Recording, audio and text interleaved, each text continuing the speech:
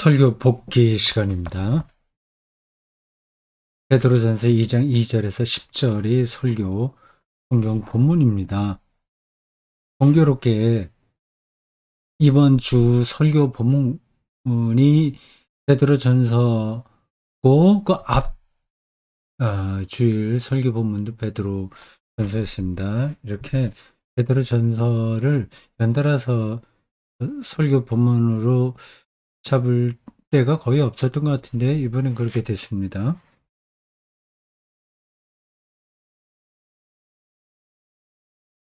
설교의 많은 부분을 순전하고 신령한 젖이라는 표현에 대한 설명이었습니다. 순전하고 신령한 밀크예요.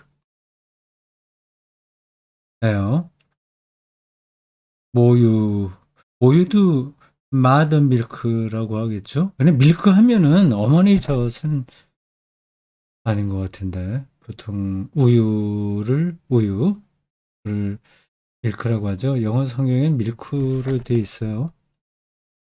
그냥 아기들이 마시는 거니까 먹는 거 마시는 거 크게 헷갈리네요. 우유 같은 거는 마신다고 그러잖아요. 근데 어머니 젖을 마신다고는 또 안 하죠. 먹는 거죠. 우리 말 습관이 그게 엄격하게 구분돼서 나오지 않습니다. 술을 먹는다고 표현을 많이 하더라고요. 사람들이 술 먹는다. 술을 어떻게 먹습니까? 마신다고 하죠. 근데 영어로 쓰는 사람들이나 독일어 쓰는 사람들은 그게 명확하게 구분될 겁니다. 드링크죠. 술을 마시는 거죠. 이트는 술을 어떻게 이트 하겠습니까? 순전하고 신령한 젖이라고 하는 그 표현에 대한 설명이 이번 설교에 어, 상당히 중요하게 다뤄졌습니다. 이게 로기코스거든요. 로기콘 이렇게 돼 있을 겁니다. 그거는 어미가 변화돼서 그런 거고 원래는 로기코스라고 하는 단어예요.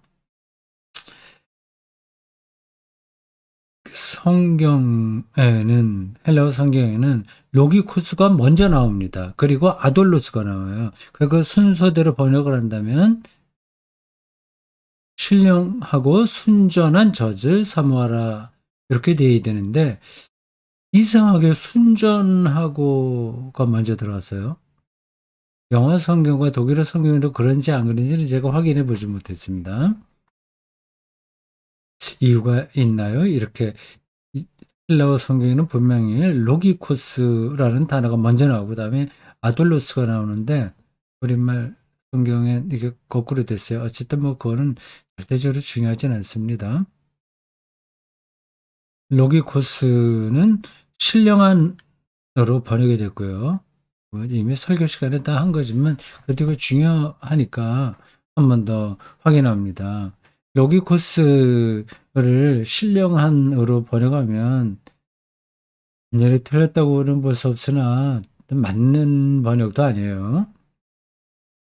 이건 뭐 번역자에 따라서 다르니까 제가 그 번역의 전문가도 아니기에 확정적으로 말할 수는 없습니다. 여기저기 번역 성경을 보고 어, 참고하는 거죠.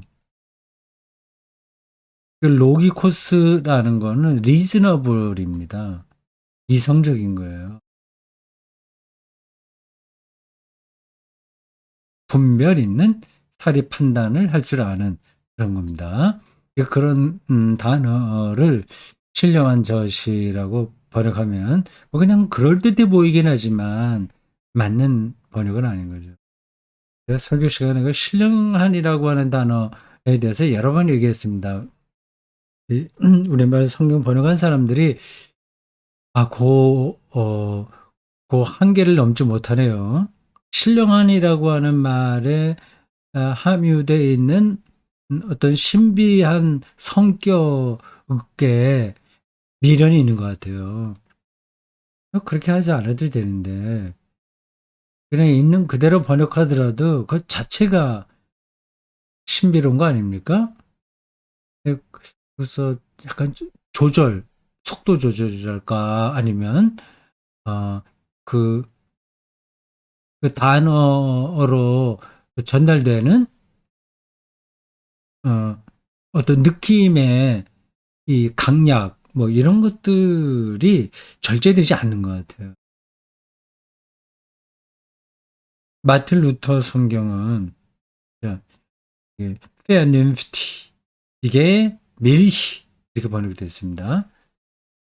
제가 저 마틴 루터 성경이 그런 데 있어서 보여드릴 수는 없네요.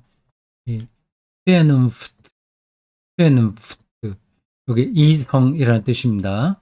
칸트의 순수 이성 비판할 때 쓰는 이성이 요 페어님프트예요.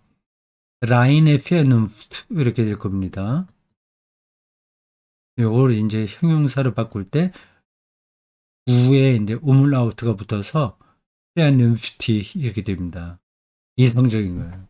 그러니까 로고스가 이 로기코스의 어, 어근이거든요. 그 로고스에서 온 거예요. 태초에 말씀이 계시니라 라고 할 때 그 로고스, 말씀이 계시, 그 말씀이 로고스입니다. 헬라어로.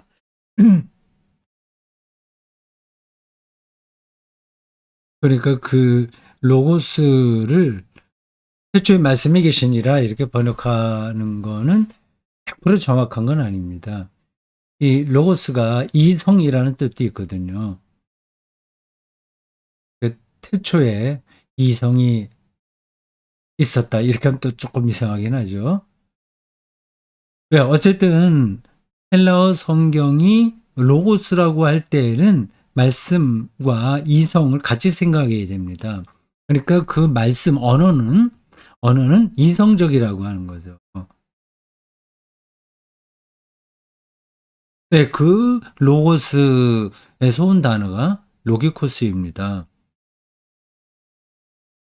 너무 이거 여기에 머물렀습니다.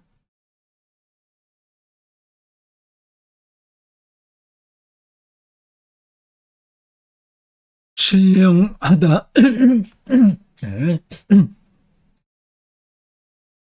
아이고, 약간 목소리가 잠기네요. 원래부터 목소리 성대가 좋지 않긴 한데 오늘 좀 피곤하게 왔다 갔다 해서 그렇습니다. 그냥 그게 별로 영향을 끼치지 않으리라 생각하는데 다 영향을 끼치네요. 오전에 9시 반부터 12시 가까이 그 테니스장에 다녀왔습니다. 오늘 햇빛이 쨍쨍하더라고요. 네, 햇빛 밑에서 테니스를 쳤습니다. 오늘 두 게임만 했어요. 그래도 땀 좀 많이 흘렸습니다.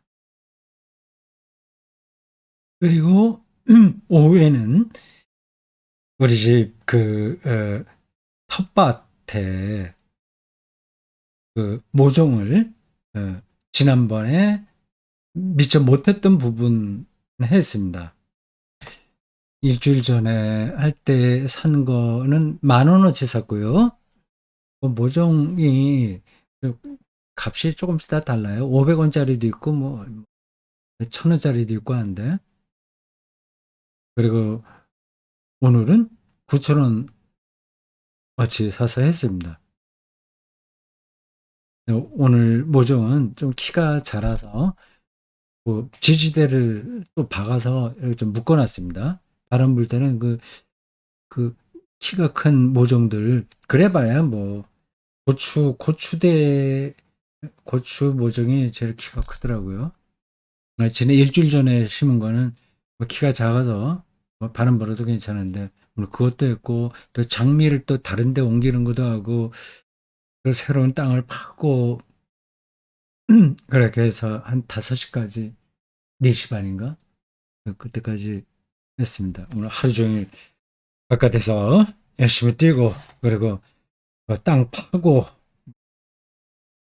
모종 심고 물 주고 그리고 호박 모종을 할 때는 또 거의 거름을 좀 많이 줘야 되거든요, 퇴비. 그래서 파갖고 퇴비 좀 죽고 섞어서 뭐 그런 작업을 다 했습니다.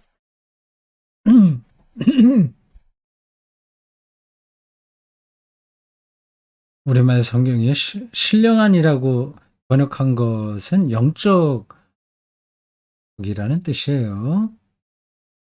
근데 이게 어떤 뜻이냐? 그게 이제 실질적으로 말하려고 하는 게 뭐냐를 제가 설명한 겁니다. 성경은 종교 언어예요. 그 종교 언어는 메타포입니다. 신문 기자가 쓰는 뉴스하고 완전히 다른 거예요. 자연과학자가 쓰는 어떤 실험 결과 보고서하고도 다른 겁니다. 오히려 시적인 거예요. 메타포예요. 그 영적이라는 거는 그냥 막연하다고 생각하면 안 됩니다. 어떤 분명한 경험을 그렇게 표현하는 거예요. 그러니까 성경이 먼저 있었던 게 아니라 어떤 하나님 경험이 먼저 있었습니다. 그 경험을 자기들의 언어로 표현한 거죠. 그러니까 그걸 직접 표현하지 못하잖아요. 천사를 만난, 예를 들어 천사 만난다고 하는 것도 그 언어입니다. 그러니까 하나님 경험을 문자로 다 설명할 수 없잖아요. 예, 다른 때에도 예로 든 그 모세의 하나님 경험 보십시오. 뭐, 그건 신학에도 나오는 것들입니다. 호렙산에서 예, 하나님 이름이 뭡니까? 이렇게 물어볼 때 이름을 대지 않잖아요. 스스로 있는 자다. I am that I am 이렇게 표현하잖아요. 그러니까 하나님을 사람이 어떤 규범 안에 아니 그 범주 안에 가둘 수 없는 겁니다. 그래서 은유적으로 말할 수밖에 없는 거예요. 그러니까 성경 언어들은 다 은유다. 100% 그렇다는 게 아니라 중요한 것들은 다 메타포다 이렇게 생각하셔야 됩니다. 하나님 목소리를 들었다고 하는 것도 그 은유인 거예요. 그러니까 영적이라고 하는 것도 이게 그냥 낱말 뜻으로는 다 들어오지 않잖아요. 뭐가 영적이라고 생각하십니까? 한번 여러분들 생각해 보세요. 뭐가 영적인 거예요? 심리적인 건 아니겠죠. 그럼 보이진 않잖아요. 감정적인 거를 얘기하는 것도 아니겠죠. 영은 보이지 않으나 강력한 실체잖아요. 그 영, 혹은 영적이라는 거는 그 낱말 안에 다 담겨 있는 게 아니라 그 낱말은 그 달을 가리키는 손가락처럼 메타포라는 거예요. 그러니까 그 손가락이 가리키고 있는 달을 어, 알아야죠, 봐야죠, 경험해야죠. 영적이라는 말은 겉모양이 경건하다고 하는 게 아닙니다. 근데 뭐 이건 모르는 사람이 어디 있겠어요? 근데 이런 부분들을 깊이 생각하지 않으면 어느 한계에 계속 머물러 있습니다. 신앙이 자라지가 않아요. 그냥 기도를 멋지게 하고 입만 열었다 하면 뭐 할렐루야 아멘 하고 헌금도 많이 하고 뭐 그런 식으로 하는 거를 저 사람 영적인 사람이야. 그렇게 생각할 수 있잖아요. 그게 아닙니다. 그 그런 행동들은 영적이지 않아도 얼마든지 할 수 있어요.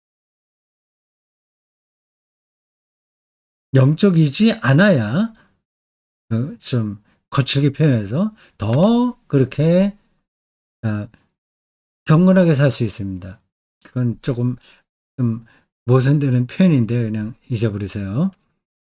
자기가 인정받기만 하면 뭐든지 할 수 있습니다. 사람은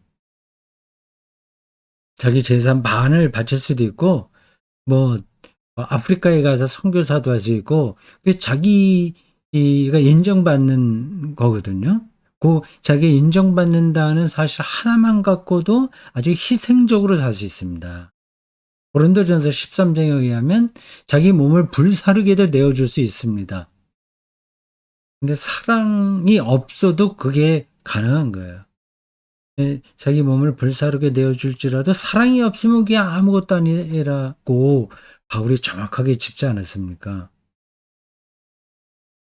그 영적이라는 말을 겉으로 드러난 그럴듯한 종교 행위로 생각하시면 안 돼요. 물론 그렇게 생각하는 사람들이 없긴 하겠지만 그 영적 스피리추얼리티, 스피리추얼 리얼리티 그거를 아, 더 생각해야 됩니다. 일단 생각을 해야 돼요. 이 생각하지 않고 막연하게 받아들이면서 확신이 서지 않으니까 자기가 막 매달리듯이 어떤 종교 형태를 보이는 겁니다. 뭐 경배와 찬양을 한다거나 예, 거기에서 자기 감정에 도취해서 집단적 심리 상태, 열광적인 집단, 그 열광적인 상태에 떨어져서도 얼마든지 즐겁게 그런 일을 할 수 있습니다. 그걸 우리는 영적이라고 얘기하지 않습니다. 영적이 사람이 그런 영적인 삶이 그런 식으로 나타날 수는 있으나 그것이 바로 영적이라고 하는 것을 담보하는 게 아니에요. 그렇지 않으면서도 영적인 건 다르게도 나타나는 겁니다. 근데 영적인 사람에게 나타날 수 있는 한 부분을 그걸 영적인 거하고 일치시키게 되면 그건 이제 신앙이 성숙해지지 못하는 거죠. 어린아이가 되는 거죠. 어린아이 할 때는 아버지 어머니 앞에서 재롱 피면 다 되잖아요. 그 신앙생활을 재롱 피듯이 하는 사람들이 제법 있어요.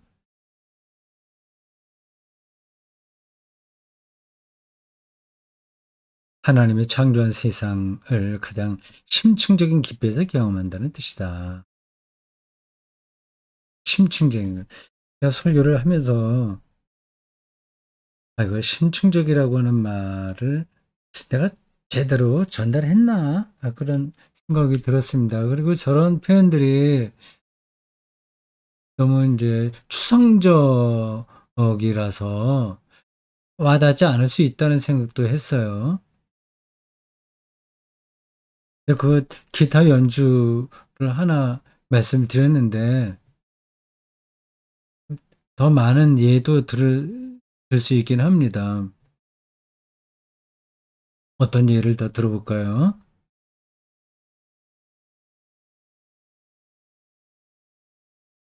어, 우리가 같이 미술관에 갔다고 합시다. 미술관 뭐 그건 뭐 재미없으니까. 뭐, 어,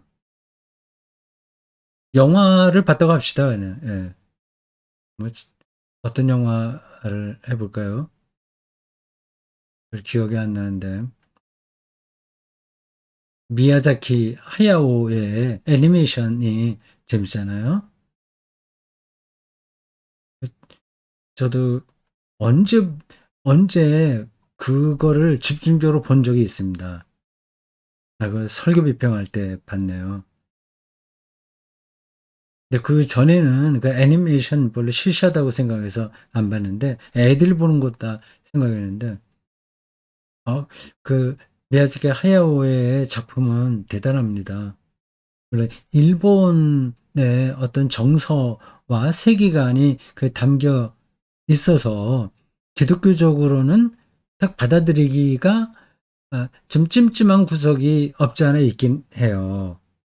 어떤 범신론적인 관점들, 음, 토속적이고 하여튼 일본의 그 정서 있지 않습니까? 불교도 일본에 들어가서는 일본식으로 토착화 됐잖아요. 일년 종종이 그런 걸 텐데요. 그리고 애니미즘 같은 성격도 강한 것 같고 일본이요. 그러니까 그런 게 매력적이기도 합니다. 그 아이고 참 그만 그 얘기 그만하고요. 뭐 바람의 계곡 나우시카? 맞죠? 뭐 그런 애니메이션이 있어요. 그리고 그거보다도 어, 그 뒤에 본 거 더 생생한 거는 바람이 분다 였습니다. 바람이 분다. 그래서 2차 세계대전 시대 비행기를 타고 어떤 어, 전투해러 나갔던 사람과 하여튼 비행기에 관한 이야기예요. 바람. 정확한가요? 제목이 바람이 분다. 2차 세계대전 끝 마무리 그 이야기가 있어서 그게 전쟁 영웅들을 높이는 것라고 하는 선입견 때문에 우리나라에서 조금 거부된 적도 있긴 있는데 미야자키 하야오는 평화주의자예요. 그냥 그 영화 소재로서 비행기 2차 세계대전 때 뭐 그걸 끌어들인 겁니다. 미야자키 하야오의 그 애니메이션은 거기에 나타나는 그림들은 네, 바람이 많이 있어요. 늘 찰랑찰랑 여성들도 또 많이 나오고요. 여성 주인공도 많이 나옵니다. 여성주의자라고도 할 수 있어요.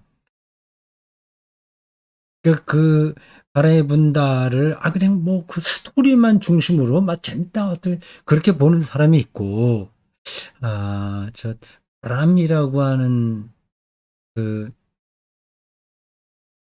세계 아니면 물리적 현상이 얼마나 신비한 건지에 대한 예술적 어, 관점을 또 볼 수도 있는 겁니다. 이게 차원이 다른 거죠. 보는 게. 참 심층적 차원이 뭔가 얘기하려다가 너무 심층적 깊이 얘기하다가 앞으로 자꾸만 나갔습니다. 근데 있어요. 그게 차이가요. 바둑에도 그렇잖아요. 바둑. 어, 아마추어 5급짜리가 보는 바둑의 수가 있고 프로 5단이 보는 바둑의 수가 있습니다. 네, 아마추어 5단은 프로 5단의 수를 주었다 깨도 못 봅니다. 우리의 삶도 뭐 사실 그렇지 않겠어요? 영적이라는 말은 종교적인 겉모양을 취하는 게 아니라 가장 심층적인 깊이에서 하나님이 창조한 세상을 경험한다는 겁니다. 그러니까 목사라고 해서 영적인 사람은 아닌 거예요. 그냥 교회 활동은 잘하죠. 그리고 입담이 있어서 설교도 재미있게 할 수도 있고요. 그리고 사람들을 잘 관리해서 이렇게 저렇게 음, 그 교회의 이 동력을 높일 수도 있습니다. 그러면 교회에 부흥시키는 거죠. 그렇다고 해서 그 사람이 영적인 사람은 아닌 거예요. 그 목사가 하나님이 창조한 세상을 가장 깊은 차원에서 보고 있나 하는 게 가장 핵심입니다. 영혼은 네, 참고적으로 말씀드리는 거예요. 이 영혼은 우리 생명 현상의 가장 깊은 차원을 얘기하는 거예요. 이게 왜 생물학적으로도 우리의 생명이 있는 거잖아요. 뭐 먹고 뭐 배설하고 이렇게 우리 생물학적으로 사는 거예요. 사회학적으로도 어떤 관계를 맺음으로써 어떤 삶이 나타나죠. 역사도 그렇고요. 어, 뭐 이런저런 여러 가지 생명 현상들이 있습니다. 근데 가장 깊이에 있는 건 영적인 삶 혹은 영혼의 삶. 그러니까 영혼이 산다, 영혼 구원이라고 할 때에 그거는 가장 심층적인 차원이 산다는 거예요. 우리가 뭐 이렇게 죽을 몸으로 다시 산다거나 뭐 생물학적으로 계속 이어진다거나 그런 차원은 아닌 겁니다.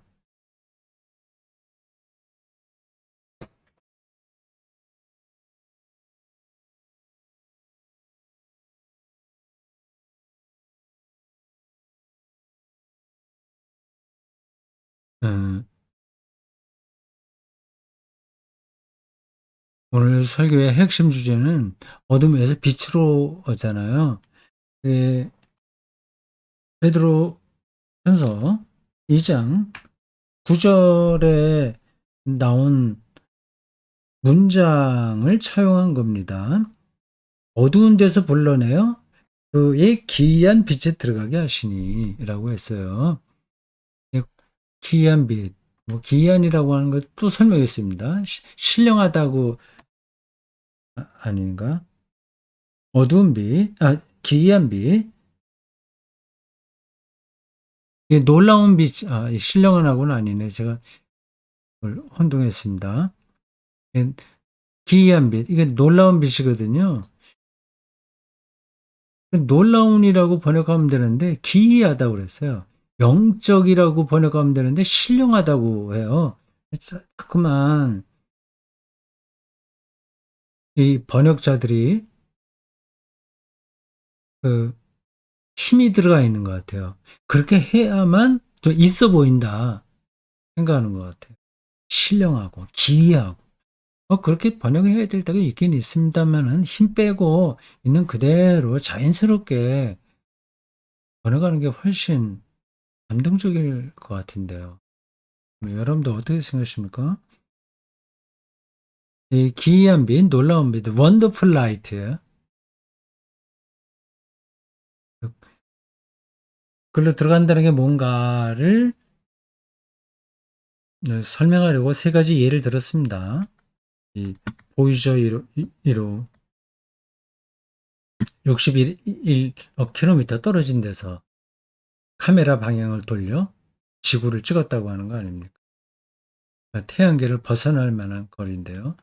61억 킬로미터 말이에요. 어마어마한 거죠. 근데 우리가 일상에서 전혀 경험할 수 없는 어떤 아득한 차원을 경험하는 겁니다. 이렇게 어둠에서 빛으로 가는 거죠. 우주의 크기만이 아니라 미시의 더 작은 세계예요. 그 양자와 미시의 양자와 거시의 우주, 140, 어, 140, 뭐라 하죠? 몇 광년인가?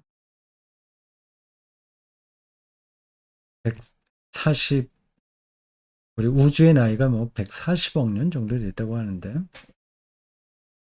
예. 그냥 우리가 일상에서 들을 수 있는 이야기를 얘기했습니다. 그리스도인들은 그러한 일상에서 얻을 수 있는 원더풀 라이트를 같이 세상 사람들과 공유하긴 하나 거기에 머물지 않습니다.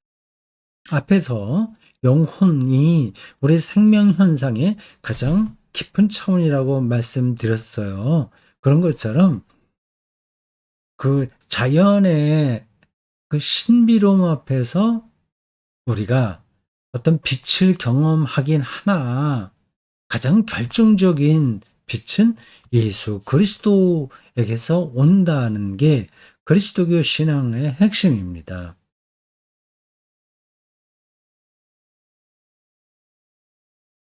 그런 여러 관점들이 균형감 있게 잘 정리되어 있어야 우리의 신앙이 이렇게 병들지 않죠. 좀 왜곡되지 않죠.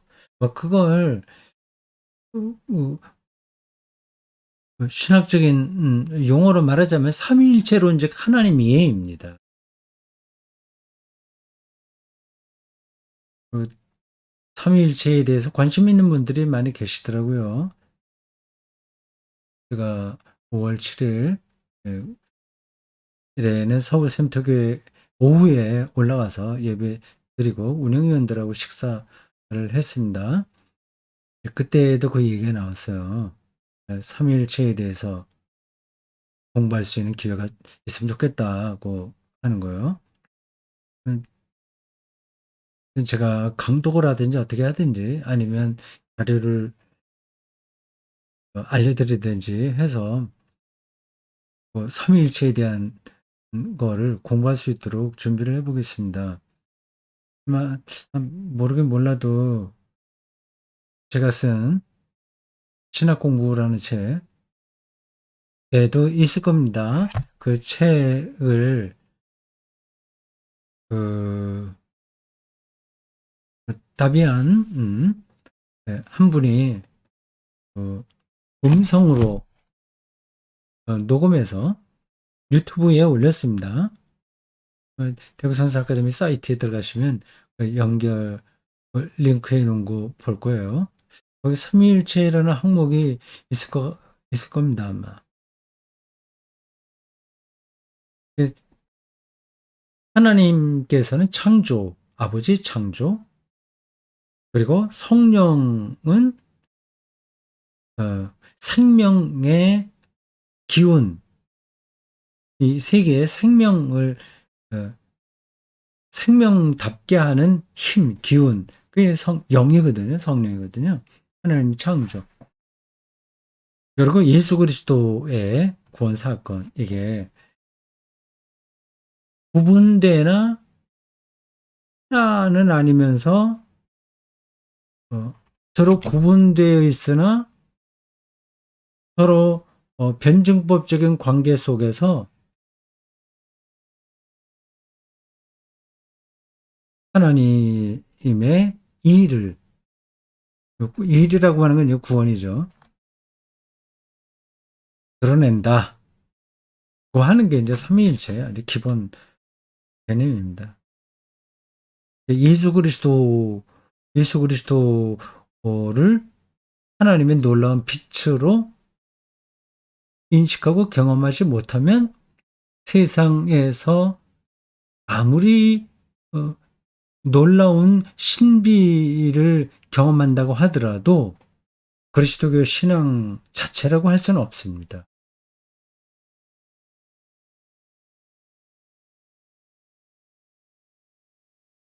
여기 하나님의 놀라운 빛은 그리스도의 경험, 예수 그리스도 경험입니다. 그거예요. 사실은 이런 문장 자체가 또 한편의 다른 설교가 되는 거죠.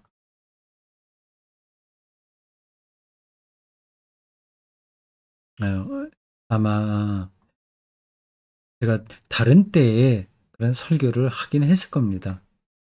집중적으로 요, 요 주제만 갖고요. 예수 그리스도가 하나님의 놀라운 빛, 기이한 빛이라고 하는 게 무엇을 뜻하는가에 대한 겁니다. 여기서는 아주 간략하게만 얘기했죠. 근데 저 대목도 우리가 이제 다 아는 긴 하지만 그걸 실질적으로 어, 알기는 쉽지 않습니다. 알기는 하지만 정보로서 알기는 하지만 경험하기는 쉽지 않은 거예요.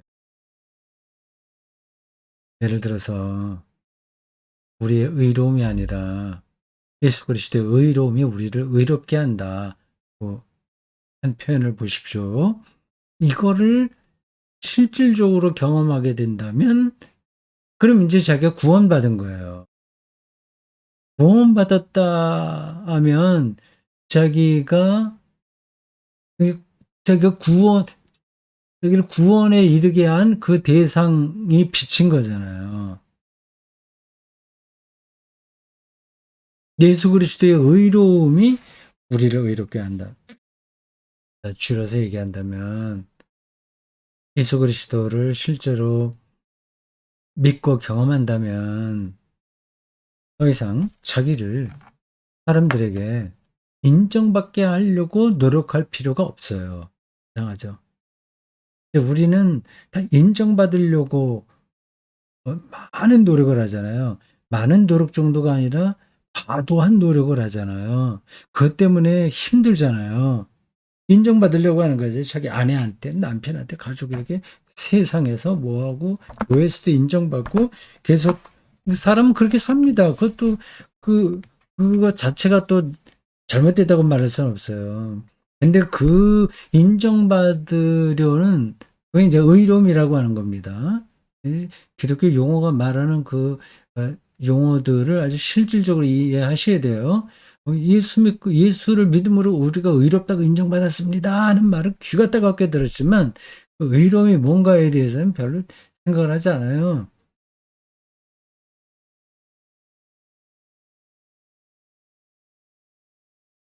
더 이상 세상 사람들과 어떤 제도와 뭐 그런 것으로부터 인정받지 않아도 된다는 겁니다. 그러면 이제 우리가 인정받지 않으면 어떻게 돼요? 허전하죠. 근데 허전하지 않은 거예요. 예수 그리스도의 의로움이 나를 의롭게 한다는 사실을 알게 되면 그냥 알기가 쉽지 않죠. 그냥 알고 경험하면 그게 빛이 되는 거예요. 그게 빛이죠. 더 이상 내가 나를 위해서 수고하지 않아도 되는데 그러면 해방인 거죠.